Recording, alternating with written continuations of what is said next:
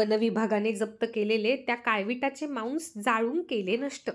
शेळगाव आटोळ ते अंचरवाडी रस्त्याजवळ केली होती कारवाई.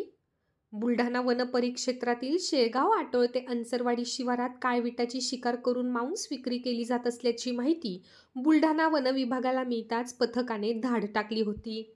घटनास्थळी काही जण काळविटाचे मांस विक्री करीत असल्याचे दिसून आले होते. मात्र वन विभागाच्या पथकाला पाहून शिकारी पळून गेले. घटनास्थळावरून एक कापलेला व एक जिवंत काळवीट, एक मोटरसायकल, काळविटाचे 4 चांबडे, चाकू, सुरी व शिकारचे इतर साहित्य जप्त करण्यात आले होते. चिखली कोर्टाच्या आदेशाने जप्त केलेले मांस व इतर अवयव बुलढाणा येथील वन विभागाच्या लाकूड आगारात जाळून नष्ट करण्यात आले आहेत. तर जिवंत काळविटाला बुलढाणा जिल्ह्यातील ज्ञानगंगा अभयारण्यात सुखरूप सोडण्यात आल्याची माहिती RFO सुनील वाकोडे यांनी दिली आहे.